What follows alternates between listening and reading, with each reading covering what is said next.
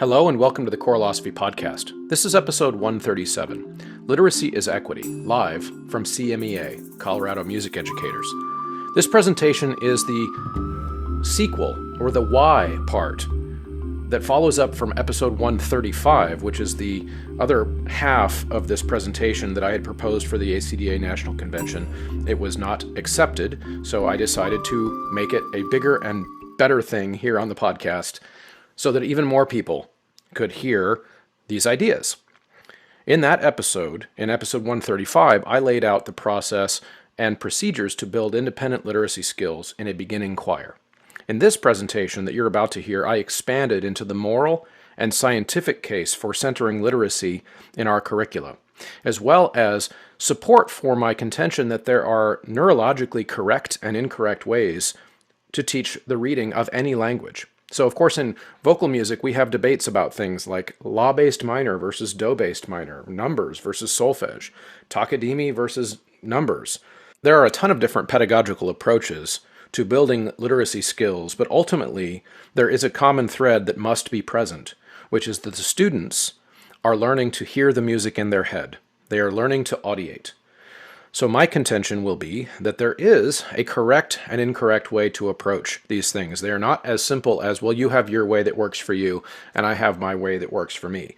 There is neuroscience to bring into this question.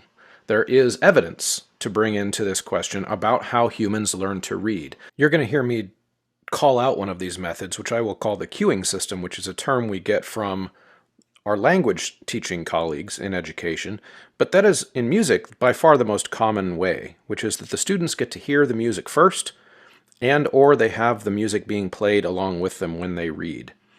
Neurologically, this doesn't work for many kids, which is why most of us who are listening to this, who are currently music educators, were probably also musicians in other ways before we were choir teachers. We were instrumentalists, and we had voice lessons, we sang in our church choirs, we had opportunities outside of school, which made it quite a bit more likely that the way that we were taught to read music would have worked for us, but not for a lot of kids who probably grew up thinking they just sucked at music, when in reality, their brains were not being taught how to store these audio files in the same way that a kid who grows up playing the piano or playing the saxophone might have had the opportunity to do. But believe it or not, it is possible to teach complete beginners how to audiate and how to hear music in their head. But it is an explicit instruction. It has to be taught every day, and it has to be taught through intentionality and a sequence that is studied and practiced. So you're going to hear more about that coming up very soon in this episode. Music is a language, just like any other, in a really important sense. Music reading is a complex process involving at least two distinct skills, the reading and the mechanical skill that we teach in the classroom. So I think one of the things that gets us hung up in the choral music landscape is that there are lots of different correct ways to approach the mechanical aspect. How do we get our students to sing and play with proficiency? It's the neuroscience of reading that I feel that we are very undereducated on, and that's where this conversation will focus. Here's the reality, guys, and this is tough. I feel like this episode will be a challenge for some people because I am presenting things in terms of correct and incorrect. This was a challenge for people in the live presentation that you're about to hear as well. Fluent music literacy is very rare in music education in the Western world. This has been studied. I have some links in the Patreon, and the references are there, and you can find them. Truly teaching students in the elementary and secondary level, and even into the collegiate level, to be fluent music readers is incredibly rare. We think we're doing it, but can your students pick up a piece of music and simply sing it? And without any aids, without any help, do they have all the tools that they need to pick up their score and simply read it? Because if they can't, they aren't fluent music readers. If I were to hand a second grader an age-appropriate text and ask them to pick it up and read it, the fluent readers in second grade could do that. The ones that wouldn't be able to do that would be the ones we would call non-fluent readers. So if you use fluent reading the way that we do in all the other languages, then I think you'd have to acknowledge that fluent music reading in school music is incredibly rare, which is one of the reasons that I find it just bizarre, to be honest, that colleagues will tell me that we actually worry too much about literacy instruction. That's bizarre to me. If you're going to say that we do it too much, but hardly any kids can do it, there's a disconnect there. And I think part of it is a disconnect in terminology, in neurology, in our understanding of getting expertise about this from outside of the profession, and in the mechanisms that we use in our classroom to set up this instruction. So I encourage you, despite the challenge here at the beginning, to stick with it all the way through to the end of this episode. And if you want to know more, there will be more, and we can have more conversations. I think I'm just getting started diving into this. I hope you enjoy. There is a link in the show notes. You can sign up to come and sing with me at the Contouri Summer Choral Institute in Kansas City, June 21 to 25. So check the show notes, click the link, and get signed up. The Patreon members who decide voluntarily to chip in anywhere from $3 to $20 a month for supporting the underlying cost of the show helped me pay for the camera equipment, the audio equipment, the things that I'm able to take with me to presentations to create engaging live presentations that turn into episodes for you. The Patreon members also make sure that I can break even every month. The Patreon covers my costs. Very important group of supporters are the Inner Circle and the producers at Patreon. Those folks get a great shout out on the show, and they are Brian Long, Chandler Smith, Venture Studios, John Warner, Jonah Clixbull, Angie Schilling, David Kowalczyk, Kyle Peterson, Max Jackson, Michael Herron, Nathan Hines, Ryan Main, and Steve and Kathy Kakachik. And welcome back to the stage, Chris Muntz. All right. Hello, welcome, and welcome back. If you were here with me this morning, I will give a disclaimer. I will be referencing some things from my session this morning where I took us through how I teach kids to read music. So this is kind of a sequel, but don't worry, if you weren't here this morning, I think you'll still find it informative and at least thought-provoking. So this morning, I took us through a demonstration of how it is that I get my students from beginning level to having never picked up a piece of music before to be reading at a professional, in some cases, level. Beyond collegiate, in almost all cases, even my lowest achieving students are sought after highly for scholarships at the college level because they can read. And so this presentation takes us beyond the how that we talked about this morning, and it gets us more into the why and the how it works behind the eyes, so to speak. The neuroscience of reading, as well as the morality of reading. And that's an interesting combination, but I'm going to try to make the case for why those things go together. So I called this session Literacy is Equity. And what I mean by that, I'm actually going to start with a story. Some of you might be able to identify with this. When I was in high school, I made this little reminiscence this morning as well, but when I was in high school, I grew up with a scenario in high school choir where the kids who were in band, the kids who were in orchestra, the kids who had piano lessons, and the kids who had voice lessons were, in almost every case, also the kids who were the leads in the musical, the kids who make it into the top choir, the kids who get to make it to the all-state choir. They are the kids who get to make it into college and get scholarships for music, but they are not the kids who love music.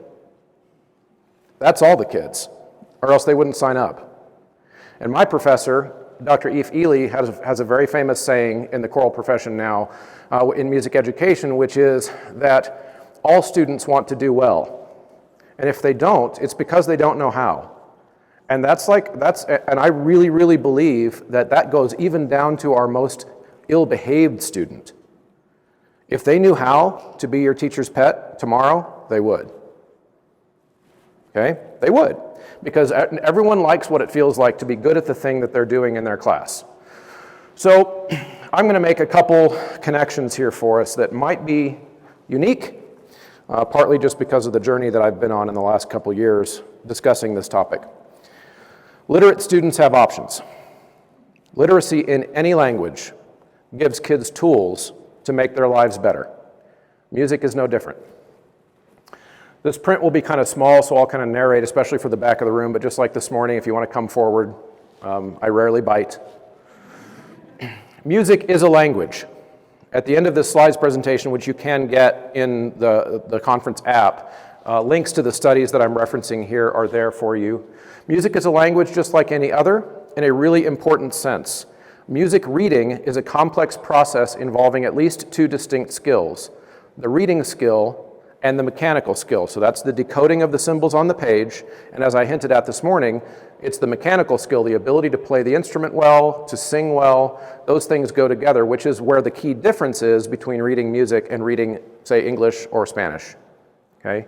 So we have that distinction, but at the neuroscience level, that decoding aspect is the same between reading music and reading any other language. Behind the eyes, it works the same way, and I want us to keep that in mind as we go, including coding of visual information, motor responses, and visual motor integration.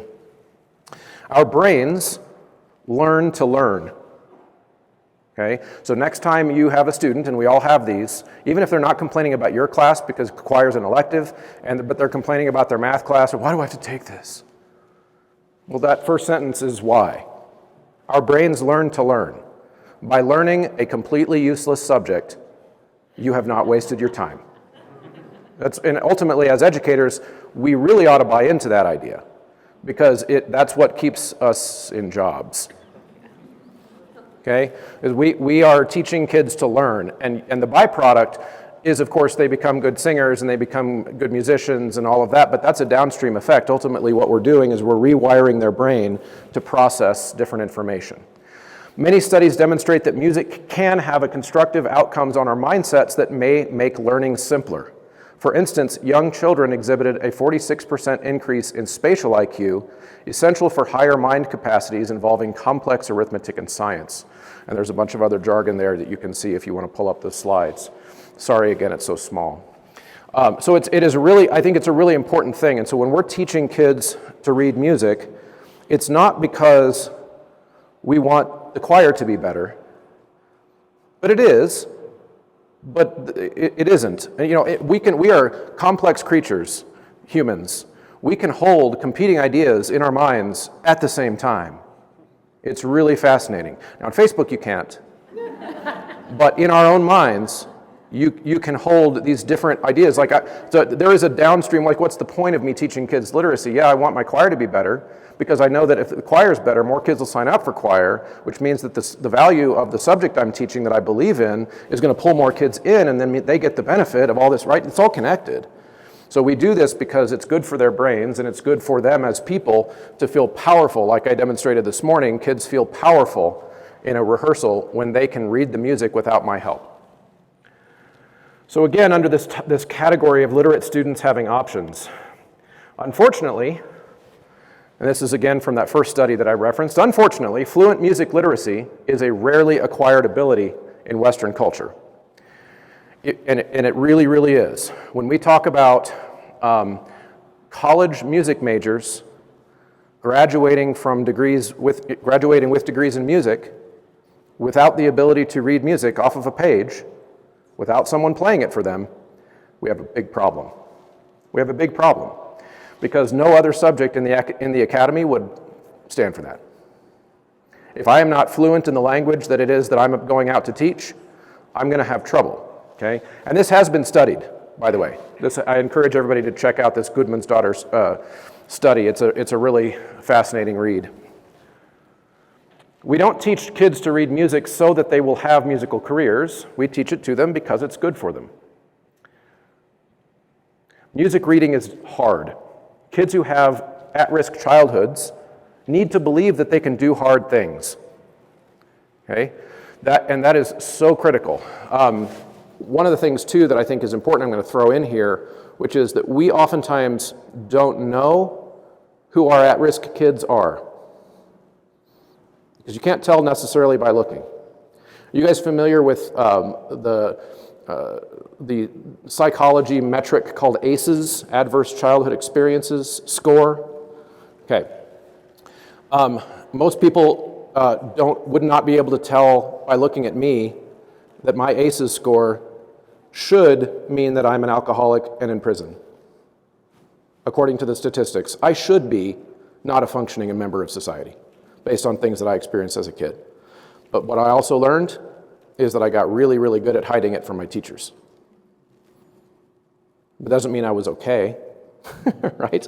So through my music class, that was one of my best outlets, and again, preaching to the choir, because a lot of you are here doing what you do for a living because your music class was a place for you to have refuge from a lot of things, whatever it was in your life, a constructive outlet.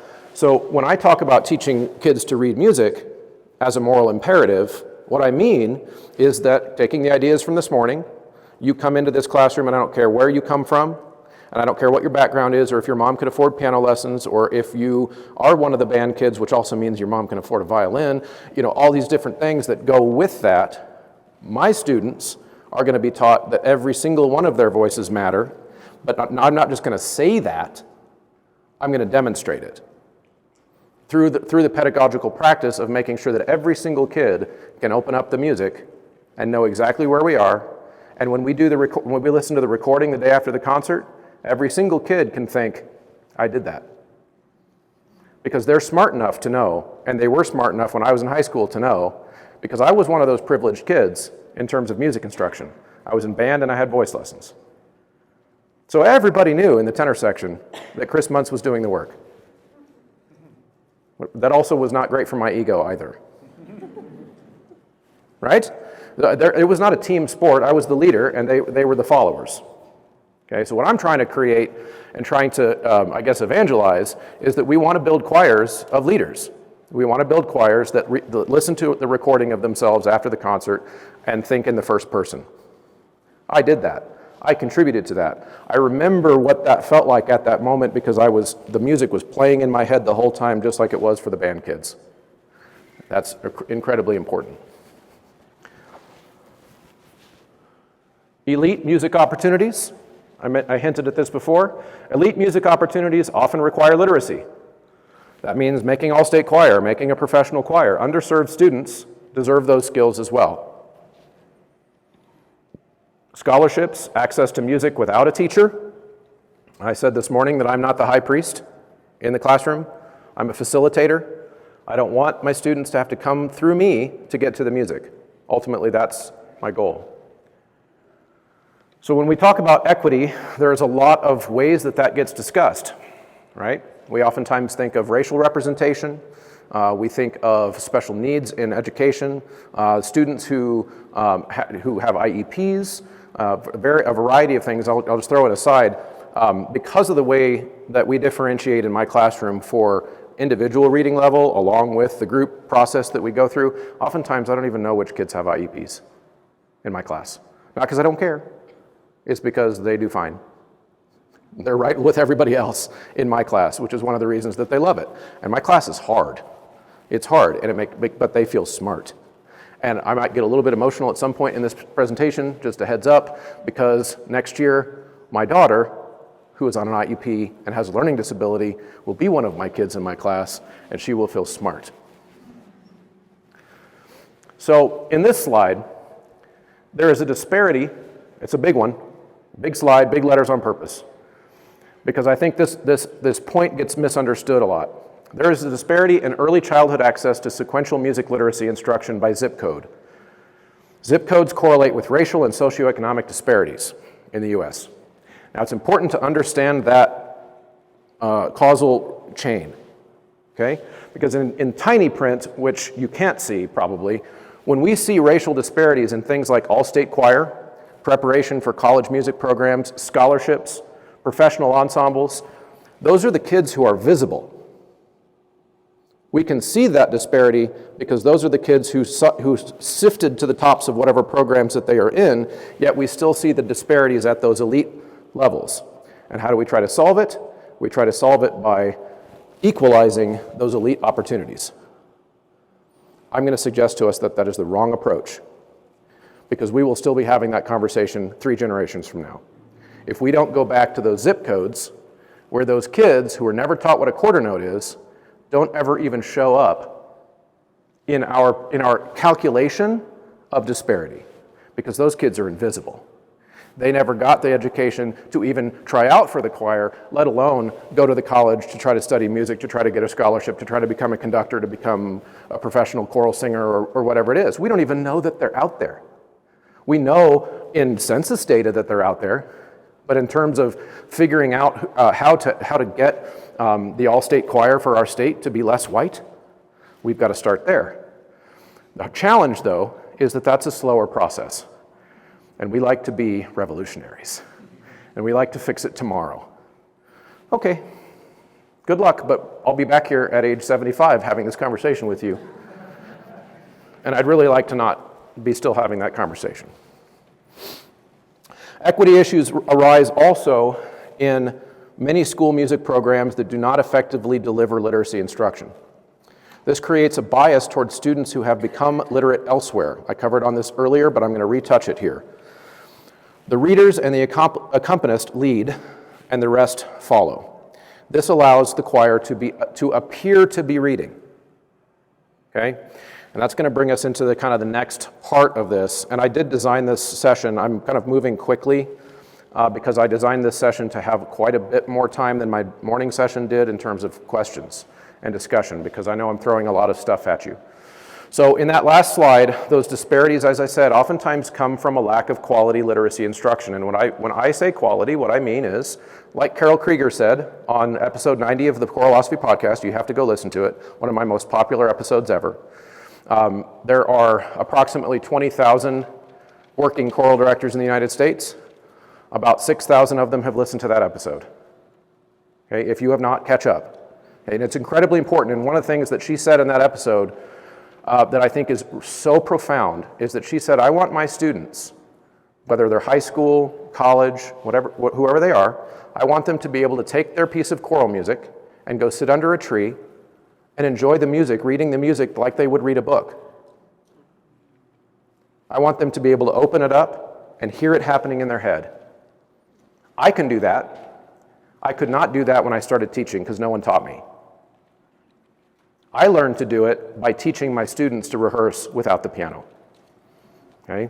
On Wednesday night, a gentleman asked me, I don't know where he is, asked me if I do score study. Hey, there he is. And I felt bad because I gave a very flippant answer and I was kind of an a-hole. But I said I haven't studied a score in years. And the reason that I don't have to anymore is because when I open the music, I read it almost as fluently as I read English. I do not have perfect pitch.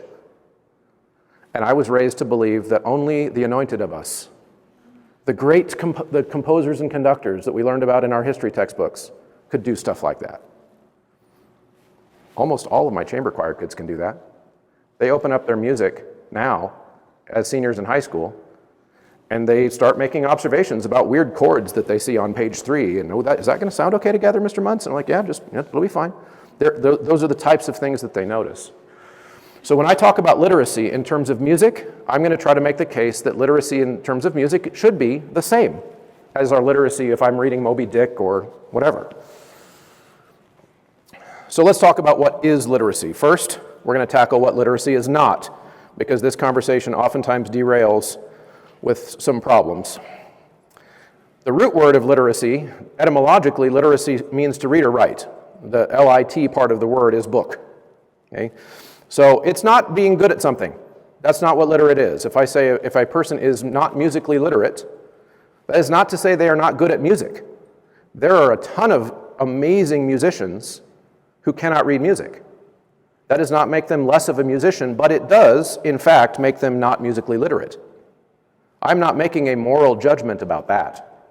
They can do music however they want to do music, but I'm a teacher in a classroom. So I'm going to teach them to read the music if they come to my class. And I don't care if it was somebody who's already built a career as a musician without reading music. If they come take my class, that's what I'm going to teach them.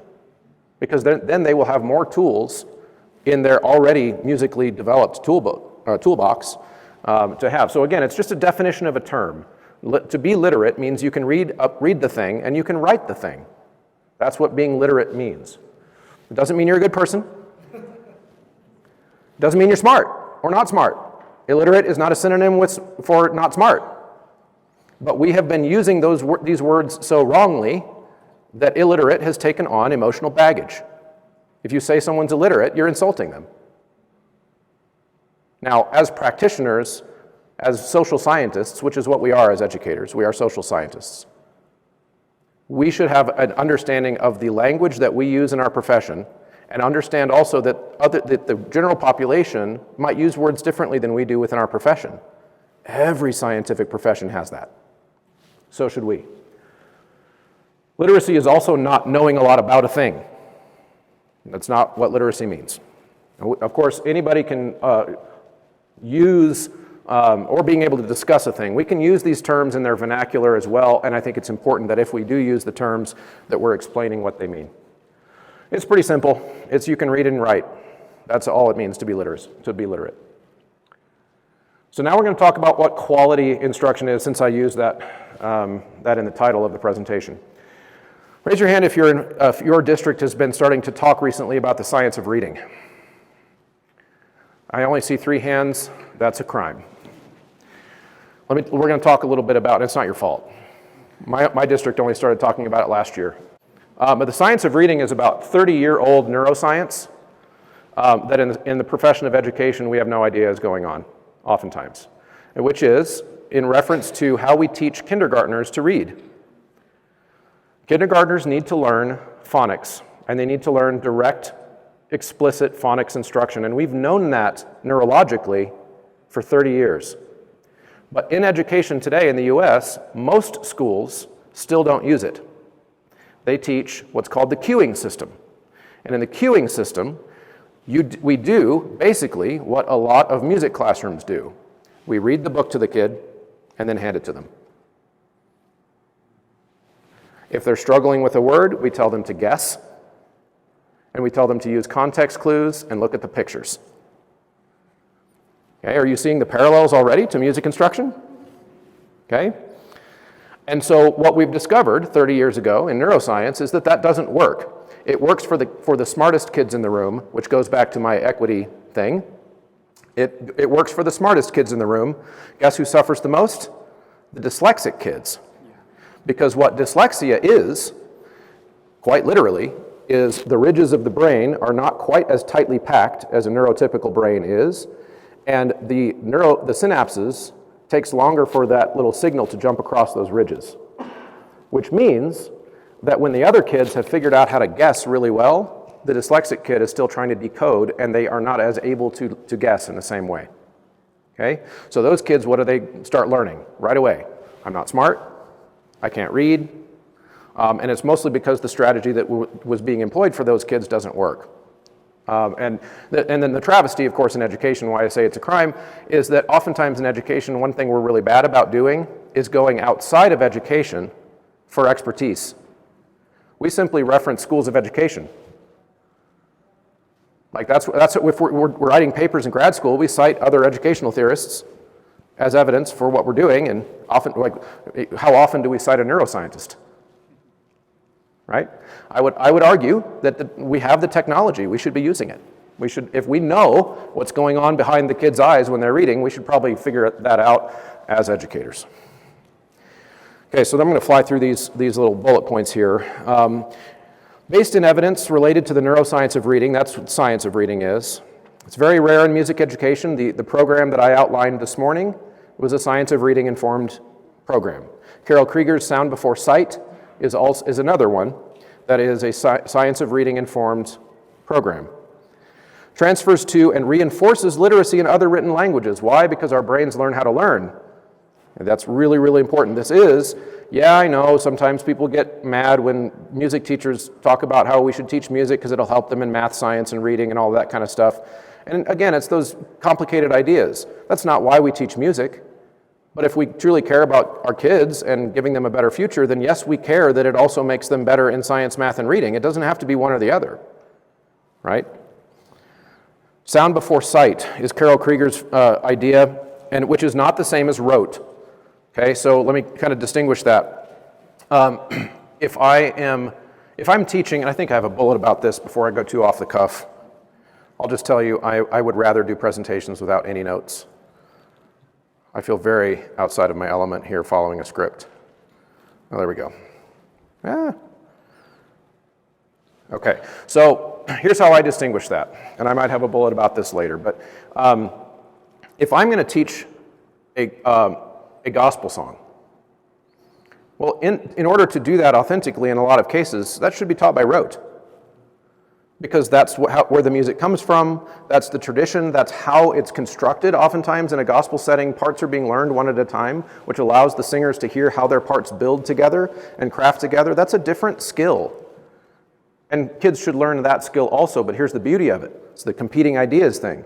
When we teach our kids a gospel piece by rote, we are also building their oral library in their head for when we sight read something. Okay? But one thing I don't ever do is blur those two lines to where there's a piece by Eric Whitaker and I'm teaching it to them by rote. Because then I am depriving them of the opportunity to let their neurons form as they try to sound out all those chords and clusters on their own. Because as soon as I step in and read the book for them, then they will then sing it back and they will appear to be reading. And then I will pat myself on the back, the choir sounds great, we go to contest and we get our rating. And then they didn't actually form the neural pathway. Okay, and that's what I rob from them when I do that. So I've figured out a way to avoid doing that. So here's where it gets into kind of the arguments about this topic that are oftentimes very interesting to me. Don't forget to use your checkout code Choralosophy at all of the websites that make such an amazing partnership with this show. For sheet music, graphitepublishing.com is an incredible resource. If you're not checking there regularly, you're missing out. Also, head to ryanmain.com for sheet music as well. He's a self-published composer and does wonderful things. At both of those sites, you can get a discount by entering Choralosophy at checkout. And then, of course, there's sightreadingfactory.com. You can get your membership, all of your student memberships, and get a discount there as well. Plus, when you go to mymusicfolders.com for the best folders on the market, and mychoirrobes.com for really affordable choir robes, again, this show hooks you up with the discounts. So don't forget to throw that code in there and support those great businesses. So a debate that would, this is an argument in vocal music. Like, how do we approach this and how big of a deal is this in vocal music? It would not be an argument over on the other side in the band side of things. It would be a very, very strange conversation to argue about whether or not trumpet players should learn to read the score. It would just be, I've had this conversation with band people. They can't even get on my level of why we're having the conversation. Like, what am I going to do in fourth grade band? Like, we build those blocks from the beginning. And that brings us back to the beginning of my presentation, which when those band kids get to choir, they're the ones who got that instruction. The parallel to phonics instruction, they are the ones who got that explicit phonics instruction. This is what a quarter note sounds like. It's what it feels like. This is what do to mi sounds like. Over and over and over, right? The band kids get that. The orchestra kids get that. By the time they get to our choir classes, they've already had that sound library built for them, okay? It's not only for them, okay? So I find it to be a very strange debate, yet it happens. And I think I know why. And I really try, every time somebody disagrees with me, I really work hard to understand why. Like, why do you think that this is such an issue? And I think that part of it is because vocal music is more accessible, and as a result, more kids do it, which means also there's more reasons for kids wanting to be there in a vocal music classroom than there is oftentimes in a band or orchestra classroom. When you're in band and orchestra, somebody has made an investment of oftentimes thousands of dollars for that kid to be there. So there is a little bit more of a buy-in. But the other thing with vocal music is that vocal music comes from all cultures. Every single culture has a background in vocal music. Group, oftentimes a cappella, vocal singing, group singing is from every culture. Not every culture has bassoon. Okay, in terms of its indigenous music. Bassoons are everywhere. No offense to bassoonists now. You can get a bassoon in pretty much any place in the world. But it's not an instrument that is native to every culture's music, but the human voice is. And I think that's where some of the disconnect happens. It's how we think about what it is that we're doing. So not all cultures notate their music. And this has some people uncomfortable with the idea that a vocal music class should center and make one of its core curricular aspects the reading of the music. Okay? So I understand why people think that. I just think it's misguided. And part of it goes back to what I was saying before. The other reason I think it makes us squirm is because we have conflated the word literacy with being good, with being smart, and with being worthy. And that's not what it means. That's not what it means. But it also, I think, makes some people uncomfortable because I know, when I say this, I know I'm up here because Tanner said I could come and talk to everyone. But I've been on the other side of this divide. I taught for 10 years with a piano player at the keyboard, and my kids could not read music unless they were in band, orchestra, or voice lessons. I taught for 10 years that way. I'm not some saint that just does it perfectly. I figured this out the hard way by damaging the experience probably for a whole lot of kids who wanted to feel super special in my class but didn't because they weren't one of the anointed ones. Okay? So I've been on the other side of this divide as well, and I believe in it very strongly because I've seen what it's done for the programs in my area, most of whom do this now. And of course, nobody likes to be told they were doing it wrong the whole time.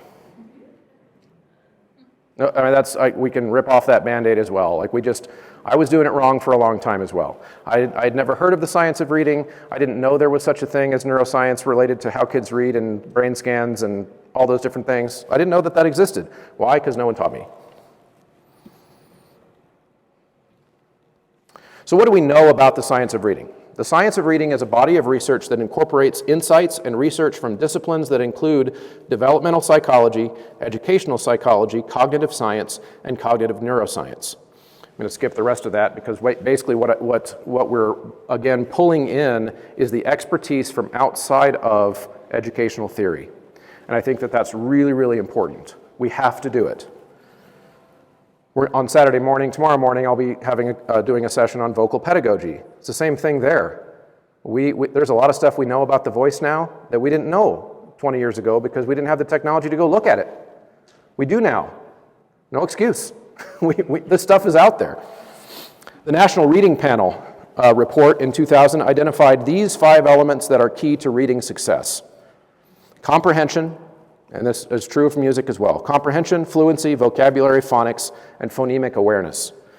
So the difference between phonics and phonemic awareness is the idea that if phonics refers to can a kid look at the symbols on the page and know what noise it's supposed to make or noises that it can make, and can they then make those noises. Phonemic awareness is the other side of it. This morning I called it reverse sight reading.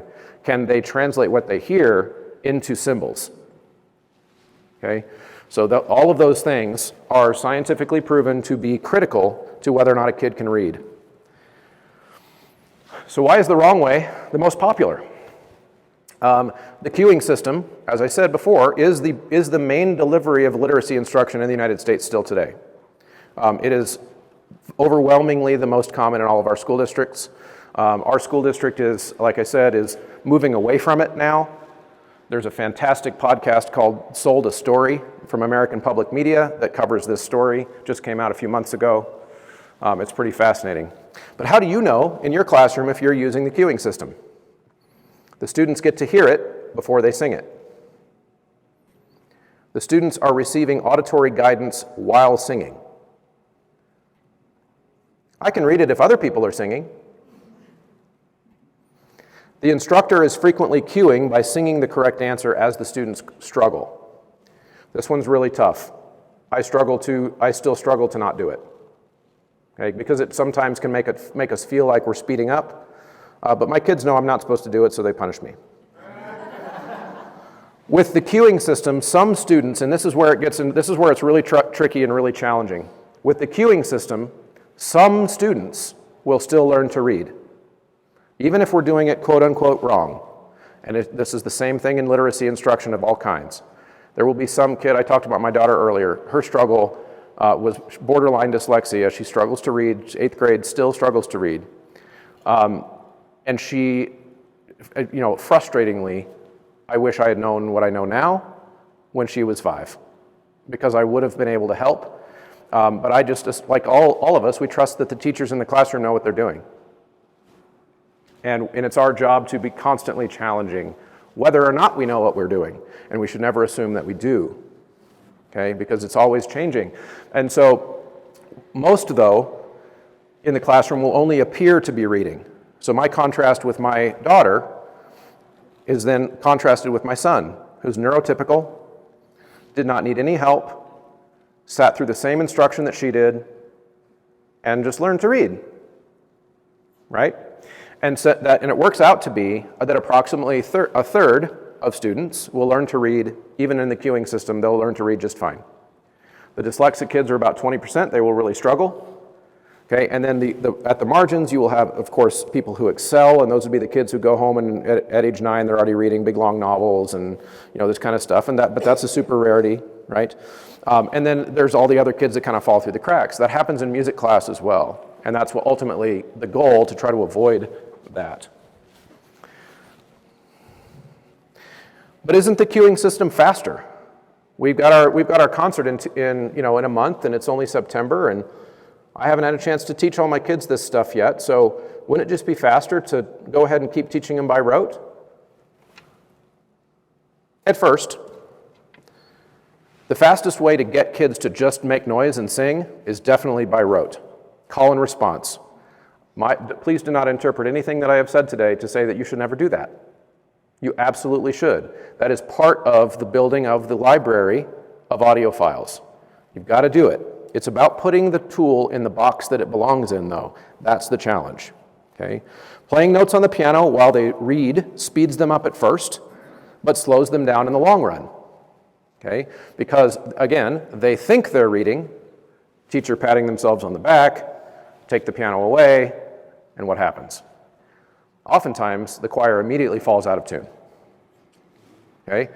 That should prove all you need to know, which is that the kids weren't actually hearing the music in their head. They were hearing it played, and within fractions of a second, because humans are super smart, they were reacting to what they heard. Okay? So it can appear at first like the queuing system in music will work faster. I've taken several polls through my podcast platforms to ask across the choral profession, how often are we doing this? Like, how often is the rehearsal, as I demonstrated it this morning, completely or mostly completely a cappella? And how often is it mostly taught by rote? And how often is it mostly taught with just the keyboard along with the readers as they read? By far and away, it's still the keyboard while they read. Okay?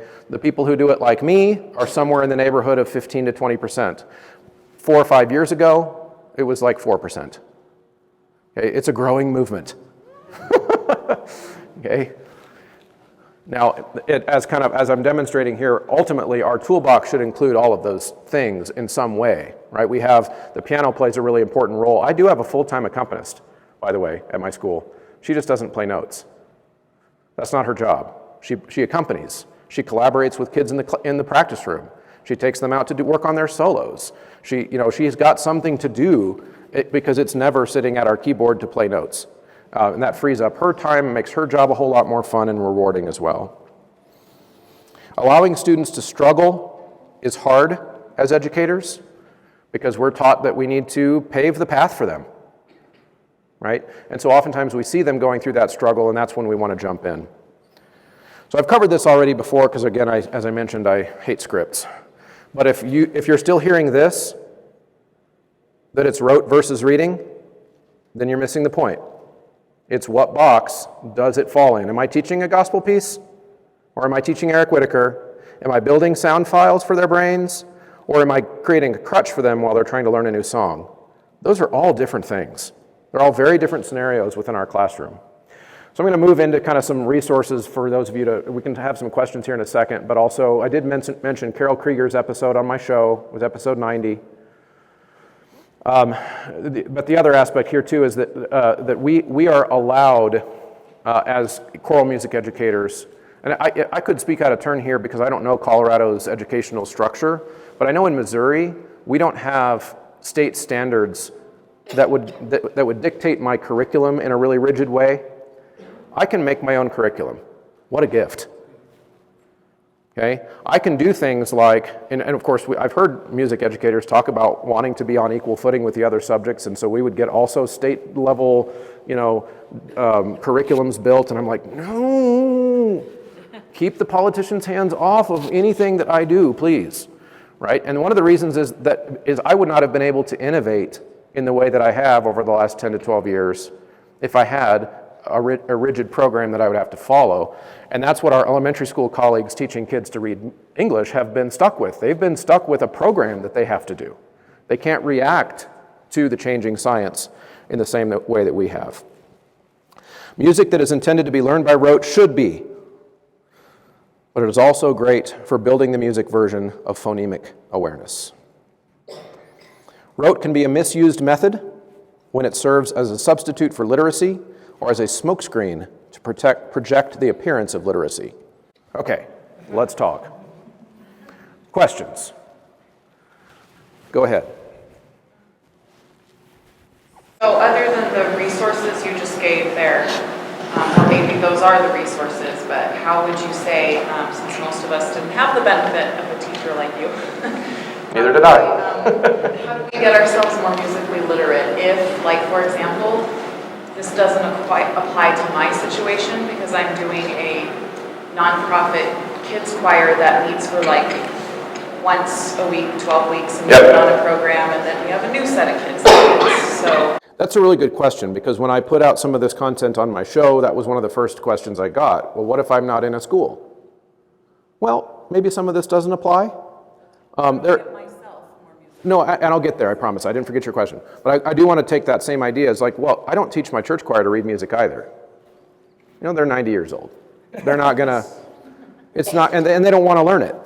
They don't want to learn it. They want to do it the way they've been doing it forever. And I don't go in there and make them do solfege and like all that stuff, right? So there is context that like where you are matters. But for yourself, I mean, I would recommend, I'm a big sight reading factory pusher, and I would recommend it for teachers too. You know, like I mentioned before, that I couldn't do this stuff that I can do now 10 years ago either, 10 or 12 years ago. I learned how to do it. And partly it was through rehearsing the way that we rehearse, and that strengthened my mind. But yeah, and I also do sing a lot. So outside of my classroom, I perform. And that's a big help too. And so I'm a big advocate for choral directors having a singing outlet still.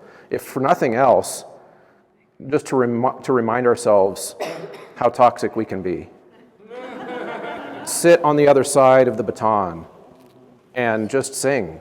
And you know, what is that like? I don't have much of an opportunity to do that now because I direct the group that I also sing in, and so I'm always stressed out and in charge of stuff, and I would love to just sing.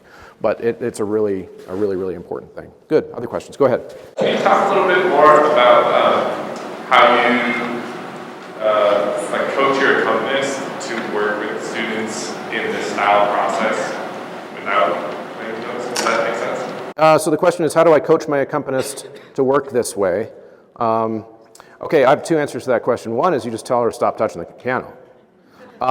So when I took over the choral program that I direct now, the accompanist had been there prior for 25 something years, and she had done it the old way. And I quite often did have to just go away. Because she also had perfect pitch, but well-tempered perfect pitch, which means she just had the piano memorized, right? Which is not necessarily the same tuning system that we would be singing in an a cappella choir, and so she would sometimes, it was adorable, I loved her to death, but it would be not the version of the E that the piano is. Ding, ding, ding, ding, ding, ding. She'd start banging on it, go away. They need to learn to tune it, you know, that kind of thing. And so it was, part of it was old habits die hard, but she eventually got it and was great, and then she retired, and then we ended up hiring another one of my former students to come in and play, but it was a former student who graduated before we were doing that stuff. And so she also just came in and was like, I really don't have to just play all the notes? And she was like, yeah, that's great. What else can I do? So she helps us with organizing like robes and dresses and tuxedos and the music library, and like I said before, playing for kids solos and taking small ensembles out to do stuff and leading sectionals, and it's great. Yeah. Yes? What does sounding it out look like in the choral class? Sounding out? Okay, so I talked about that quite a bit this morning, and so I'll give the short version of that. So it'd be like if a kid is learning to read, say a level 1 sight reading factory exercise, and they're singing along, and let's say it's 2 quarter notes do, and then a quarter note mi. Okay, can you picture it? Do, do, mi, do, do, mi. Oh, stop. Go back and try again. Do, do, mi. Is that actually me? No. They know. They usually know, but they want to just go on because they don't want to sing anymore. They want to move on to the next person. Okay, let's find me. Do, re, mi, do, re, mi, do, mi, do, mi. And just, I have them work, it's back and forth, feeling the distance between the two pitches in their head, which is, again, neurologically very similar. I said it in one of the first slides, there's the mechanic aspect of singing, which is different than when we're reading, right? Because we also have to negotiate our registers and different things like that. But neurologically, it's the same as when a kid is reading see,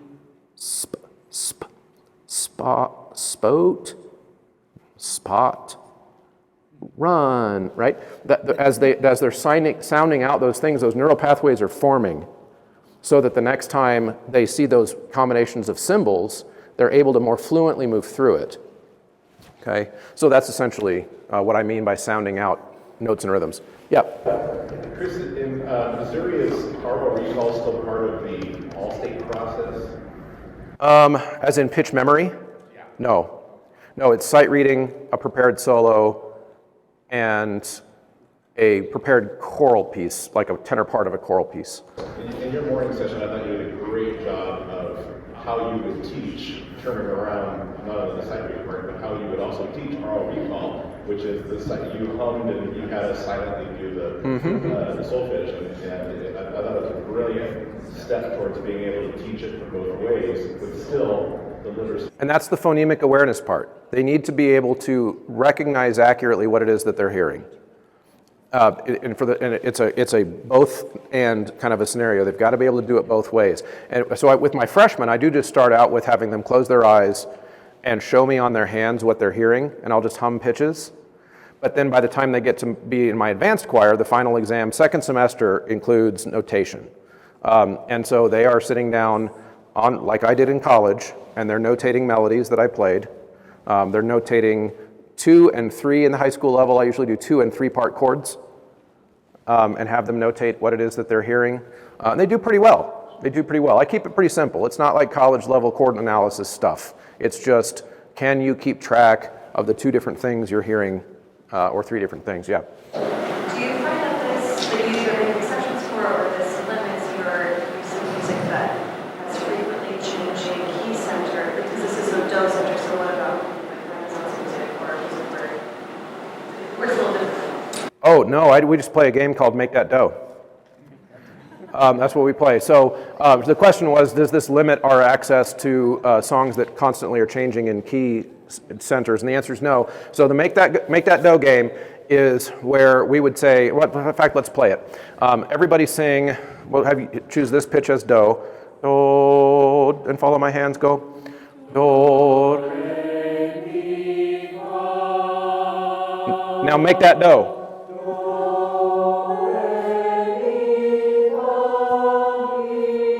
Now make that do. Do, ti. And oftentimes they'll sing a whole step there, right? And then we go through, and so anytime, we play that as one of our warm-ups as well, but anytime that there's a song that changes keys along the way, we talk about which note from the previous thing is our new do, and then they have to hear it, and oftentimes my advanced kids don't even have to stop. They can just, at sight, negotiate all that stuff. Now, of course, within limits, it can get crazy, and then we have to stop and play the game, and it's fun. Yeah, good, go ahead. How and when do you teach music writing as part of literacy? So the question is about music writing when taught as literacy. In our class, they're choral curriculums, so we don't have a huge writing component, but for us, that's the reverse sight reading part. It's that can they notate and write down what it is that they hear. We start out like super simple stuff, and like I said, it's starting out with just showing me with hand signs that they can hear what it is. But then I move relatively quickly in 10th grade to just very simple, draw a treble clef. Here's where do was. What note do you hear next? And just one note at a time. Place it on the staff. Where can you hear it? And then we move from there into more advanced stuff. Am I up against time? Yes, I am. Thank you so much. I'll be here till Sunday. If you have questions, reach out. Thank you. Thank you. Thank you, as always, for sticking around to the end of an episode. I hope you found that presentation enjoyable and interesting. If you've been a long-term listener of this show, you've heard some of those ideas before, but I put them in a different context and I put them in a different sequence that hopefully you will find helpful. If you're new to the show, this is a good place to start. Head back to episode 18 if you haven't heard it yet. That's ripping off the Band-Aid. And then there's episode 52, episode 69, and episode 90. Those are always the ones I give to as references for people who want more help with literacy instruction. Thank you so much, and I hope you found this helpful, and you'll get to hear the other part, the why part of that presentation coming up soon on the show. Stick around.